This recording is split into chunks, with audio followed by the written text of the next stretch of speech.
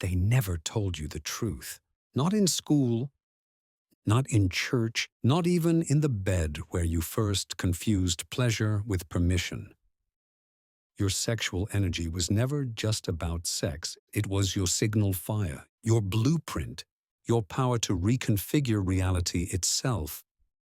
But from the moment you felt it, they trained you to fear it, to kneel before shame, to make war against your own body. Why? Because a person in control of their erotic energy can no longer be controlled. 1. The inheritance of shame. Before you learned language, you learned to hide the heat in your spine, hide the pulse in your gut, hide the parts of you that couldn't be domesticated. This wasn't discipline, it was soul fragmentation. You were never too much. You were just too alive for a world built on deadness. Now you chase people who resemble the first ghost, as if they hold the cure. Stop. Ask yourself, did you ever want them? Or did you just want to finally feel seen by someone who could destroy you? Drop a heart if you've ever called it passion. But it was really your shadow begging to be touched.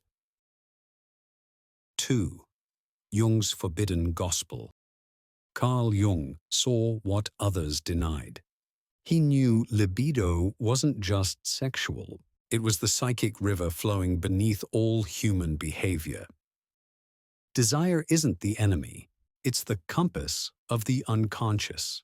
But repress that current, and it doesn't dry up. It turns into a swamp. Addiction, narcissism, violent fantasy, spiritual bypassing disguised as healing. The problem is not that you want too much. The problem is that you settle for so little. The gods have become diseases, Jung wrote. And it is as though the demons had been loosed upon the world. Translation: when you exile Eros, it doesn't die. It becomes your haunting. Comment rebirth if you've ever felt that terrifying moment where desire breaks you open instead of breaking you down. 3. Continued. The ghost you fell in love with. Let's go deeper. You didn't fall in love with them.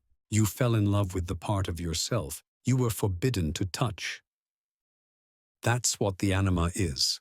The sacred feminine within the man, exiled, projected, eroticized, and then blamed. She wasn't your soulmate. She was your shadow in a dress. You didn't want her. You wanted the return of the abandoned feminine, the inner Eve you were taught to crucify. And you still punish her by chasing those who cannot hold her. Let that sink in. You eroticize your own spiritual dismemberment. 4. Alchemy or annihilation. You only have 2 choices. Transmute your desire or be eaten alive by it. This is not about celibacy.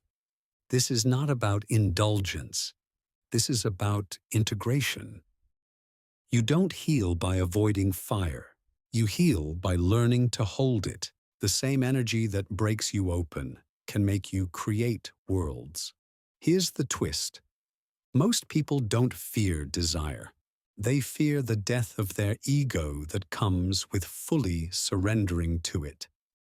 Because real desire demands sacrifice, your false identity, your control, your curated persona. What if your arousal isn't just physical? What if it's spiritual? A divine alarm clock inside your body, trying to wake you up from the dream of who you think you are. 5. The erotic resurrection. Let's kill a sacred cow. Pleasure is not the opposite of pain, it is its twin. The most forbidden truth of all? Sexual energy is sacred, not because it's pure, but because it is primal, chaotic, divine, and untamable. In ancient temples, this energy was worshipped. Now it's reduced to porn and pathology. You were taught to fear what could awaken you, but your body never forgot. So answer this in the comments. What part of your soul has been asking, begging to be felt again? Let it speak. Let it scream. Let it seduce you back into aliveness. 6. Final. The awakening begins. You are not too much. You are just enough to burn the lie down.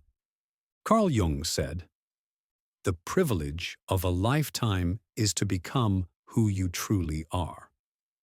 But let me tell you what he meant.